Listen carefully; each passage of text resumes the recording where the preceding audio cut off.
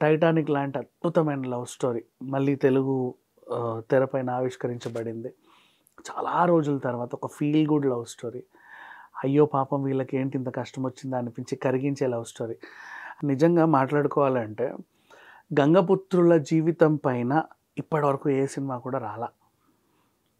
వచ్చుంటాయేమో, నేను చూడలేదేమో, నాకు తెలియదు. అంటే సినిమాలో పార్ట్‌గా వచ్చాయి. ఇప్పుడు 'ఛత్రపతి' ఉంది. అక్కడ ఉండే వాళ్ళంతా గంగపుత్రులే. 'కడలి' సినిమా ఉంది. అందులోనూ గంగపుత్రులు ఉంటారు. ఇలా ఉన్నారు కొంతమంది. అంటే అడపా తడపా అలా సినిమాలో పార్ట్. బేసిక్‌గా వీళ్ళ జీవితాన్నే ఆధారం చేసుకొని తెరకెక్కించినటువంటి సినిమా ఇది. అండ్ 9 నెలలు సముద్రంలో ఉంటారట. అబ్బా! ఎప్పుడు ఏమైద్దో తెలీదు.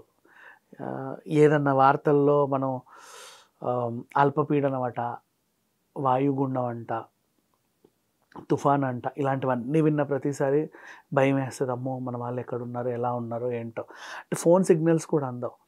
అలాంటి అబ్బాయిని ప్రేమించిన అమ్మాయి తన లైఫ్ ఎలా ఉంటది, వాడు 3 నెలలు ఉంటే చాలు. ఆ 3 నెలలే ఒక యుగం అని ఫీల్ అయ్యేటువంటి అమ్మాయి. తను వెళ్ళిపోయి మళ్ళీ తన కోసం ఎదురు చూసి, తను వెళ్ళిపోయి మళ్ళీ తన కోసం ఎదురు చూసి, అలా చూసి ఒకానొక టైంలో ఇంకా నువ్వు వెళ్ళొద్దు అని వాళ్ళ ఎమోషన్స్ అన్నీ కూడా ఎంత బాగున్నాయంటే, మనకి ఇక్కడ ఉంటుంది సికింద్రాబాద్ సైడ్ గంగపుత్ర కాలనీ అని. అవును, వారసిగూడ దగ్గర ఎక్కడో అనుకుంటా నాకు తెలిసి. షేక్పేట దగ్గర కూడా ఉంటారు గంగపుత్రులు నేను చూసినంత వరకు. మత్స్యకారులు ఇంకెక్కడ బంజారా హిల్స్, చాలా చోట్ల ఉన్నారు. వీళ్ళ జీవితాన్ని ఆధారం చేసుకుని అసలు ఎప్పుడు ఎక్కడ రాలా. మీకు చేపలు అమ్మే వాళ్ళు ఉంటారు రోడ్ల పైన, వాళ్ళందరూ ఏవేవో చేపలు తెచ్చి పడపడ తీసి క్లీన్ చేసి మీకు నీట్గా ఇచ్చేస్తే కొనుక్కొని ఇంటికి వెళ్ళిపోతారు. 200, 300, 400 అలా ఇచ్చేసి. బట్ అవి పట్టడానికి వాళ్ళు ఎక్కడికో వెళ్ళి వాళ్ళు చేసే అసలు ఈ కష్టం ఎవ్వరికీ తెలియదు.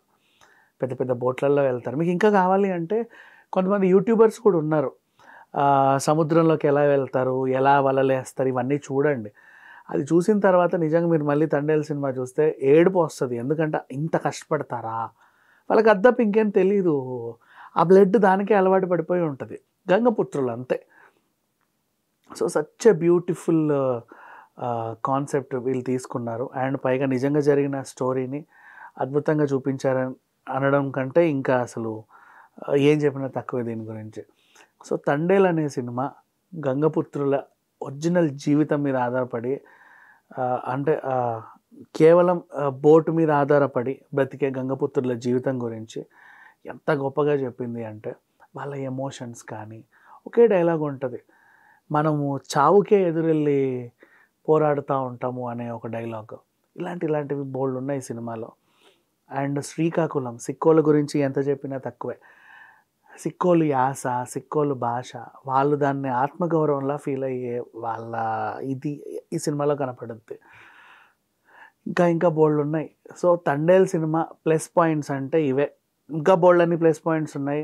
అసలు సినిమానే ప్లస్ దీని గురించి మాట్లాడాలంటే. ఇది తండేల్ సినిమాలో ప్లస్ పాయింట్స్.